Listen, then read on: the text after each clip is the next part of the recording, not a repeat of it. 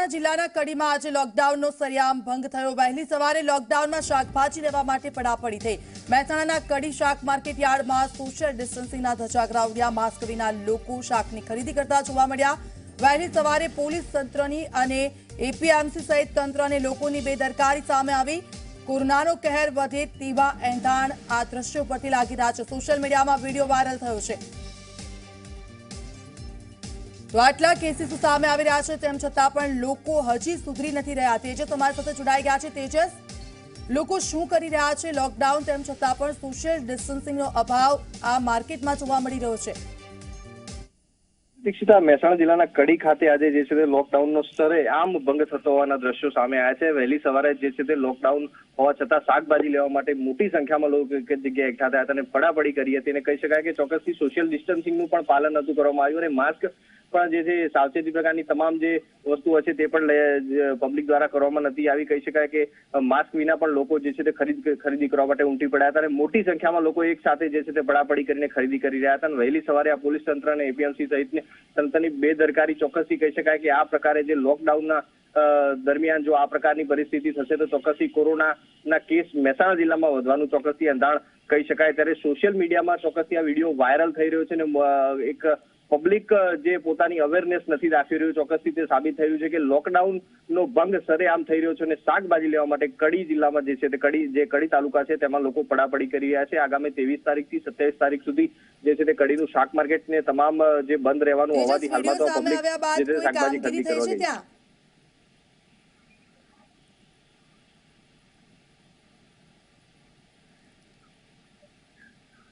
તેજસ, આ વિડીયો સામે આવ્યો અને ત્યારબાદ કોઈ કામગીરી કરવામાં આવે છે તંત્ર તરફથી ત્યાં?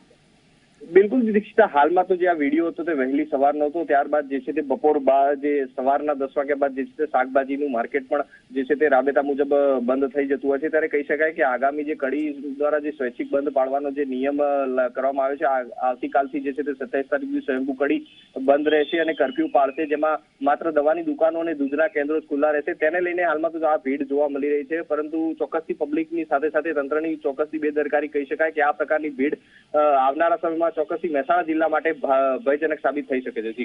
બિલકુલ, આભાર તેજસ સમગ્ર વિગત બદલ।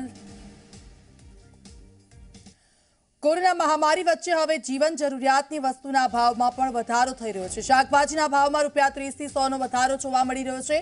ડુંગળી, બટાકાથી લઈને તમામ શાકભાજીના ભાવમાં વધારો જોવા મળ્યો। ફણસી ₹200 તો ગવાર ₹120 પ્રતિ કિલો વેચાઈ રહી છે। ભીંડા અને રીંગણ અને ફ્લાવરનો ભાવ પ્રતિ કિલો ₹80 થયો છે, તો કારેલા ₹90 અને કોબીનો ભાવ ₹50 પર પહોંચી ગયો છે। બીજી તરફ શાકભાજીના વેપારીઓમાં કોરોના પોઝિટિવ કેસ નોંધાતા લોકો શાકભાજી ખરીદતા પણ ડરી રહ્યા છે।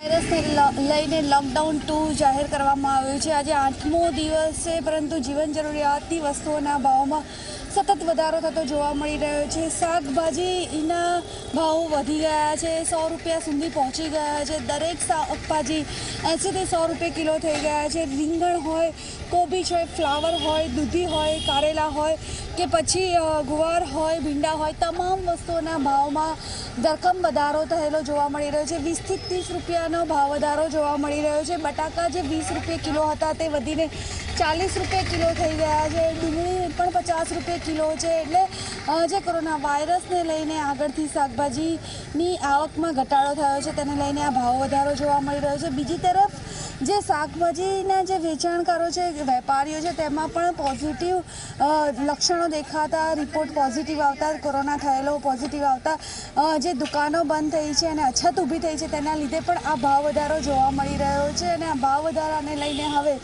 લોકો શાકભાજી ખરીદવાનું ટાળી રહ્યા છે। કેમેરામેન રવિ સાથે આશકા જાની, ઝી મીડિયા, અમદાવાદ।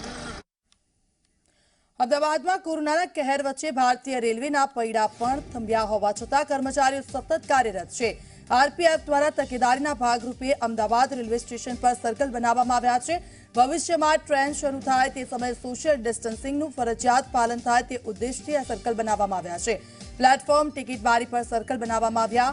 કોરોના મહામારીના સમયમાં ભારતીય રેલવે ક્યારથી શરૂ થશે તે નિશ્ચિત નથી, પરંતુ હાલ રેલવે વિભાગ શક્ય તમામ તૈયારીઓ કરવામાં વ્યસ્ત છે।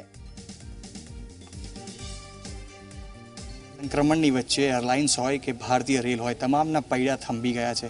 3 મે સુધી ભારતભરની અંદર લોકડાઉન છે એવી સ્થિતિમાં ભારતીય રેલના પણ પૈડા થંભેલા છે. આપ દ્રશ્યોમાં જોઈ શકો છો, Ahmedabad railway station platform number 1ના આ દ્રશ્યો છે. આ પ્રકારના જે કુંડાળા જોવા મળી રહ્યા છે તે સોશિયલ ડિસ્ટન્સિંગ જળવાય તે માટેના કુંડાળા છે. ભારતીય રેલની તમામ પ્રકારની તૈયારીઓ છે કે કદાચ જો આદેશ મળે અને ભારતીય રેલ શરૂ કરવાનો સમય આવે તો સોશિયલ ડિસ્ટન્સિંગ જળવાય તે ખૂબ જ મહત્વની વાત છે. પ્લેટફોર્મ નંબર 2ના પણ સામેની તરફના દ્રશ્યો જોઈ શકો છો, ત્યાં પણ આ જ પ્રકારે સોશિયલ ડિસ્ટન્સિંગ જળવાય તે પ્રકારના કુંડાળા દોરવામાં આવેલા છે. આપ કેટલીક ટ્રેનો પણ જોઈ શકો છો જે સતત જે પાર્સલ્સ છે તે એક સ્થળેથી બીજા સ્થળે લઈ જવાનું પહોંચાડવાનું જે કામ છે તે સતત કરી રહી છે. આ સાથે જ જે પ્લેટફોર્મ ટિકિટ્સ છે 3 મે સુધી જ્યારે લોકડાઉન છે ત્યારે આગળ ટ્રેનો ક્યારે શરૂ થશે તેને લઈને હજી અનેક સવાલો પેદા થઈ રહ્યા છે. ત્યારે જે પ્લેટફોર્મ છે પ્લેટફોર્મની ઉપર પણ જે કુંડાળા છે તે દોરવામાં આવેલા છે. જે લોકો ટિકિટ લેવા અહીંયા આવે, પ્લેટફોર્મ ટિકિટ લેવા જો અહીંયા કોઈ પણ આવે છે તો તેણે પણ સોશિયલ ડિસ્ટન્સિંગનું પાલન કરવાનું રહેશે તેવા પ્રકારના જે કુંડાળા છે તે કુંડાળા કરી દેવામાં આવેલા છે. સાથે જ આપ દ્રશ્યોમાં પણ જોઈ શકો છો, સતત જે આરપીએફના જવાનો હોય કે ભારતીય રેલના જવાનો હોય, સૌ કોઈ જે તેમની કામગીરી છે તે કામગીરી અને પોતાની ફરજ અદા કરી રહ્યું છે. એટલે કાલ ઉઠીને ક્યારે પણ સરકાર દ્વારા એલાન કરવામાં આવે કે ભારતીય રેલને શરૂ કરવાની છે, પરંતુ જે શરતો મુજબ શરૂ કરવાની રહેશે, ત્યારે ભારતીય રેલ એટલે ખાસ કરીને અમદાવાદનું રેલવે સ્ટેશન ક્યાંક ને ક્યાંક પોતાના તરફથી તૈયાર થઈ રહ્યું છે. જે સોશિયલ ડિસ્ટન્સિંગનું પાલન કરવાનું હોય તેના ભાગરૂપે પ્લેટફોર્મ ઉપર સર્કલ દોરીને અત્યારે પોતાની તૈયારીઓને ઓપ આપી રહ્યું છે. કેમેરામેન અમિત મકવાણા સાથે અતુલ તિવારી, ઝી મીડિયા, અમદાવાદ.